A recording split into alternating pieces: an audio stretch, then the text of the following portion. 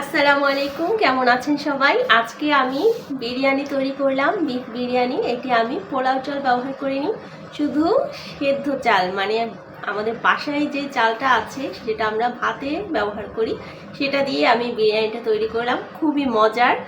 আসুন তাহলে দেখি আমরা কিভাবে এই বিরিয়ানিটা তৈরি করেছি।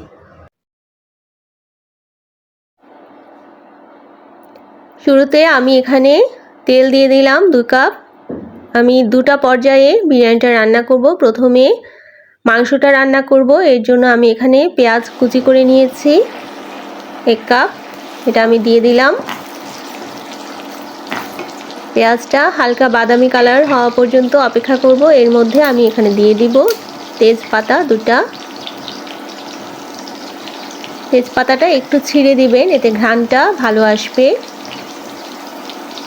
এটা হচ্ছে বড় এলাচ, এটাতে বিরিয়ানি ঘ্রাণটা অনেক বেশি ভালো আসবে, তাই এই মশলাটা ব্যবহার করবেন।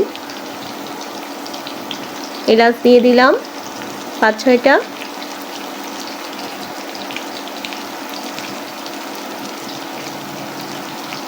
এটা হচ্ছে কাবাব চিনি, এটা বিরিয়ানির জন্য খুবই মজার একটি মশলা। এটাতে একটু ঝাল হবে এবং স্বাদ বাড়াবে, ঘ্রাণও বাড়াবে।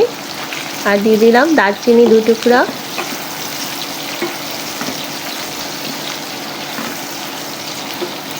পেঁয়াজটা হালকা বাদামি কালার পর্যন্ত আমরা ভাজতে থাকব। এখন আমি এখানে দিয়ে দিব আদা বাটা, 1.5 টেবিল চামচ আদা বাটা আমি এখানে দিয়ে দিচ্ছি। দিয়ে দিচ্ছি রসুন বাটা 1 চা চামচ।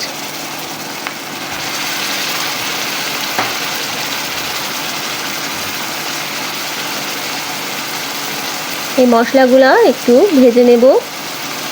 মশলা যত কষাবেন বিরিয়ানির টেস্ট তত বেশি ভালো আসবে। এখন মরিচের গুঁড়া আমি 1 টেবিল চামচ দিয়ে দিলাম। হলুদের গুঁড়া 1 টেবিল চামচ। মরিচের গুঁড়া 1.5 টেবিল চামচ আমি দিয়েছি। মরিচের গুঁড়াটা একটু বেশি দিবেন, একটু ঝাল না হলে আসলে বিরিয়ানি মজা হয় না। আর যেহেতু গরুর মাংস, নর্মাল গরুর মাংসতেও তো আমরা ঝালটা একটু বেশিই দেই।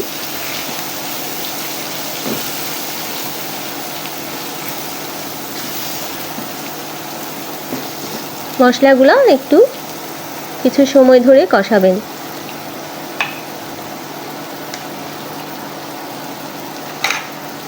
এখানে আমি সামান্য পানি দিয়ে দিব মশলা কষানোর জন্য। এখন আমি দিয়ে দিচ্ছি জিরা গুঁড়া। জিরা গুঁড়াটা দিব 1 টেবিল চামচ। ধনে গুঁড়া দিব 1 চা চামচ।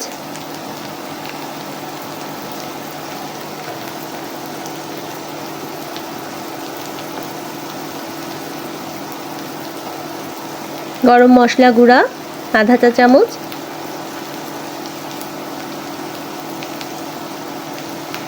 লবণ দিয়ে দিচ্ছি 1.5 টেবিল চামচ।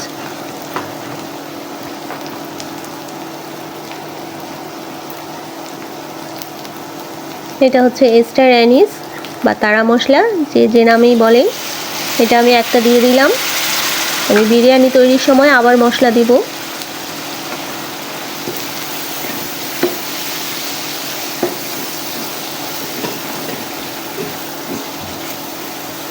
খুব ভালোভাবে মশলাটা কষিয়ে নেবেন। অল্প পানি দিয়ে আমি মশলাটা কষিয়ে নিচ্ছি।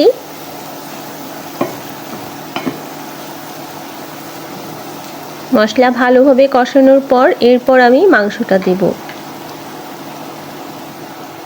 এখন আমি এখানে মাংসটা দিয়ে দিচ্ছি। ধুয়ে পরিষ্কার করে নিয়েছি। এখানে আমি কোনো হাড় কিংবা চর্বি রাখিনি, শুধুমাত্র মাংস দিয়েই করছি। আপনারা চাইলে হাড়ের টুকরা দিতে পারেন, তবে চর্বিটা দিবেন না, চর্বি শরীরের জন্য খুবই ক্ষতিকর।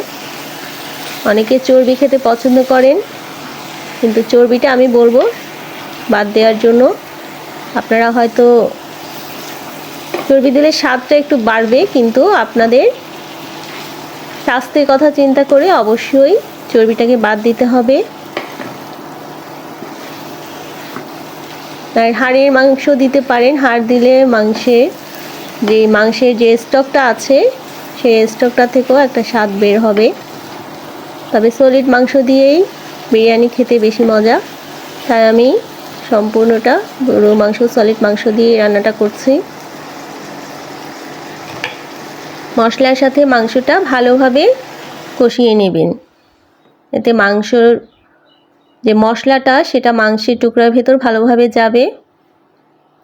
ভালোভাবে কিছুক্ষণ নেড়ে এরপর আমি এখানে ঢাকনা দিয়ে দিলাম।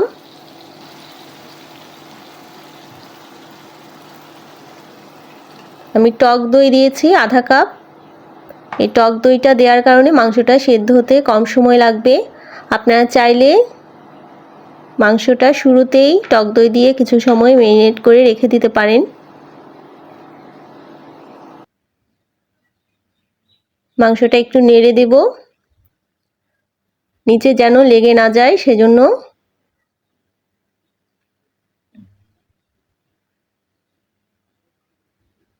মাংস থেকে পানি উঠবে, তাই বাড়তি পানি দেওয়ার কোনো প্রয়োজন নেই।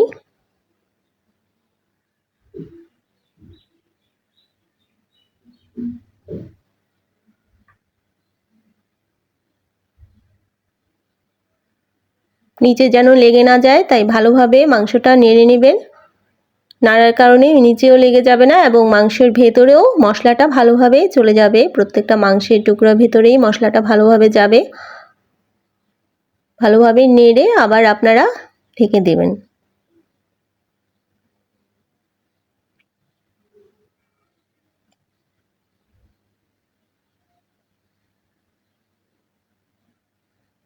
ব্যাস, এখন আমি ঢেকে দেব। মাংস যত কষাবেন তত মাংসের টেস্টটা ভালো আসবে।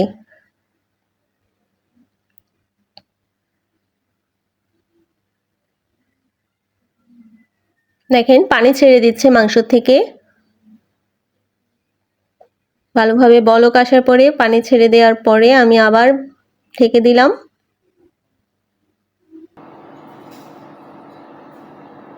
এবার মাংস সেদ্ধ হওয়া পর্যন্ত আমরা অপেক্ষা করব। মাংস যখন সেদ্ধ হয়ে যাবে এবং তেলটা উপরে উঠে আসবে, দেখেন পর্যাপ্ত পানি ছেড়ে দিয়েছে। আপনারা ফাঁকে ফাঁকে একবার নেড়ে দিবেন যেন নিচে লেগে না যায়, সেদিকেও লক্ষ্য রাখবেন। মাংস সেদ্ধ হয়ে গেছে। এখন আমি এখানে দিয়ে দিচ্ছি গরম মশলা গুঁড়া 1 চা চামচ আর কয়েকটা কাঁচামরিচ। গোটা কাঁচামরিচ দিবেন, তাহলে ঘ্রাণটা ভালো আসবে।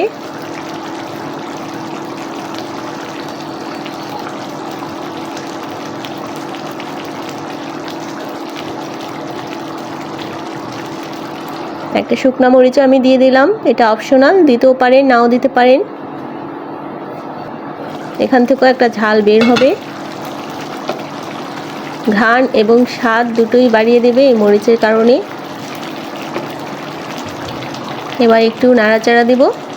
ব্যাস, মাংস সেদ্ধ হয়ে গেছে, রান্নাও হয়ে গেছে। এখন আমি চলে যাব পরের স্টেপে, মানে বিরিয়ানি যেভাবে তৈরি করতে হবে। চলেন এখন আমি সম্পূর্ণ রান্নাতে চলে যাই।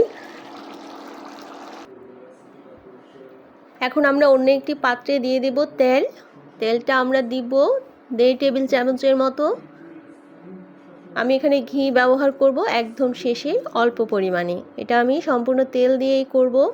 এখানে আমি কিছু মশলা নিয়ে নিলাম, এই মশলাগুলো আমি ভেজে নেব। এখানে পেঁয়াজ কুচি, শাহি জিরা, তারা মশলা, বড় এলাচ, কাবাব চিনি, এই মশলাগুলো আছে।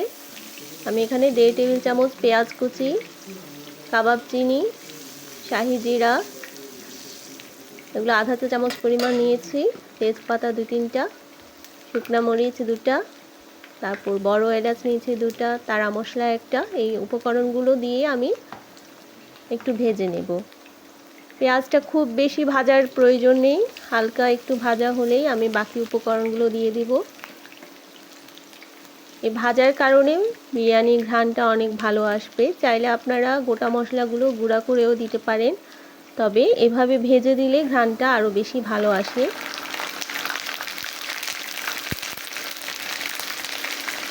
এখন আমি আদা বাটা দিয়ে দিলাম 1 টেবিল চামচ, রসুন বাটা দিয়ে দিচ্ছি 1 চা চামচ।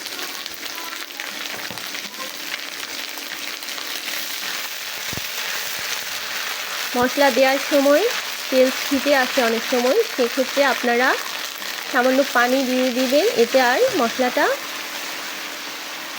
ছিটে তেলটা বের হয়ে আসবে না। অনেকে লবণ ব্যবহার করেন, লবণ ব্যবহার করার প্রয়োজন নেই, কারণ লবণ দিলেও আপনাকে মশলাটা কষানোর জন্য সামান্য পানি দিলেই সব থেকে ভালো। এতে মশলাটা আস্তে আস্তে যেমন কষে আসবে, সেই সাথে ঘ্রাণটাও বের হতে থাকবে। এখন আমি মরিচের গুঁড়া দিয়ে দিচ্ছি 1 টেবিল চামচ, হলুদের গুঁড়া আধা চা চামচ। ভালোভাবে মশলাটা কষাবেন। মশলা যদি ভালোভাবে না কষে তাহলে আবার বিরিয়ানির টেস্টটা ভালো আসবে না, তাই মশলাটা খুব ভালোভাবে কষাতে হবে।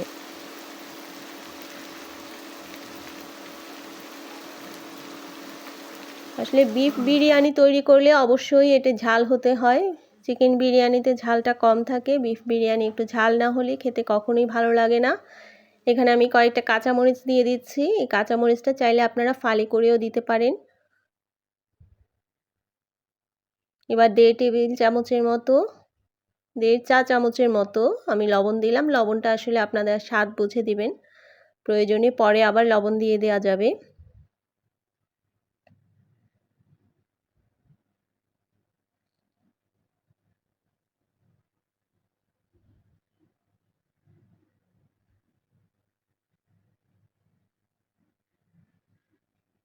এখানে আমি পরিমাণ হচ্ছে 2 কাপ, চালের জন্য 3.5 কাপ পানি আমি দিয়ে দিচ্ছি। এই পানিটা আমি নর্মাল পানি দিয়েছি, আপনারা চাইলে গরম পানি দিতে পারেন। যেহেতু আমি নর্মাল পানি দিয়েছি, আমি কিছু সময় অপেক্ষা করব পানিটা গরম হওয়ার জন্য।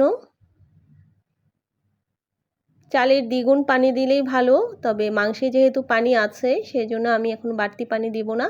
আর যদি প্রয়োজন হয় সেটা আমি মাংস যখন দিব সেই সময়ে আরও একটু পানি দিয়ে দিতে পারি। আপনারা এখন পানিটা গরম করে নেবেন।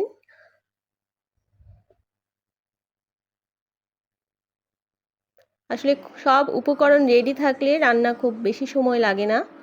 এখানে আমি সেদ্ধ চালটা নিয়েছি 2 কাপ, এটা কিছুক্ষণ ভিজিয়ে রেখে নিয়েছি, এতে রান্নাটা খুব ঝটপট তাড়াতাড়ি হয়ে যাবে। ভালোভাবে পরিষ্কার করে ধুয়ে নেওয়া চালটা, ভিজিয়ে রাখা চালটা আমি এখন দিয়ে দিলাম।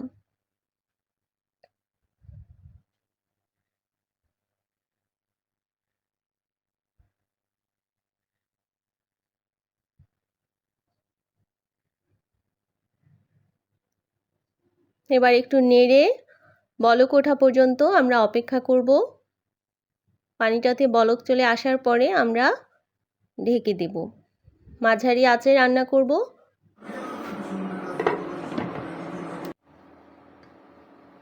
এখন আমি ঢেকে দিচ্ছি 15 মিনিটের জন্য। 15 মিনিট পর আমি আবার ফিরে এলাম। চালটা আরও একবার নেড়ে দিতে হবে যেন নিচে লেগে না যায়, সেজন্য মাঝখানে একবার নেড়ে দিবেন। এবার গরুর মাংস যেটা আছে রান্না করা সেটা আমি দিয়ে দিলাম।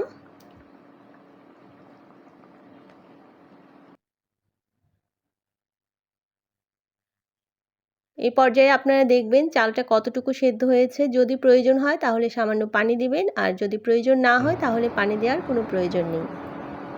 লবণটাও এই পর্যায়ে দেখে নেবেন। এখন আমি ঢেকে দিলাম।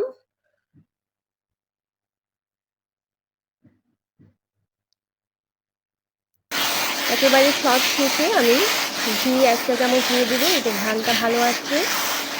যেহেতু বিরিয়ানি একটু ঘি না দিলে ভালো লাগবে না, তাই আমি এখানে একটু ঘি দিয়ে নেড়ে দিলাম। ব্যাস, খুব ঝটপট চটজলদি। আপনারা খুবই মজার, দেখেন মাংসটা কতটুকু নরম হয়েছে। মজার এই রেসিপিটা নিশ্চয়ই আপনারা ঘরে ট্রাই করবেন। ধন্যবাদ।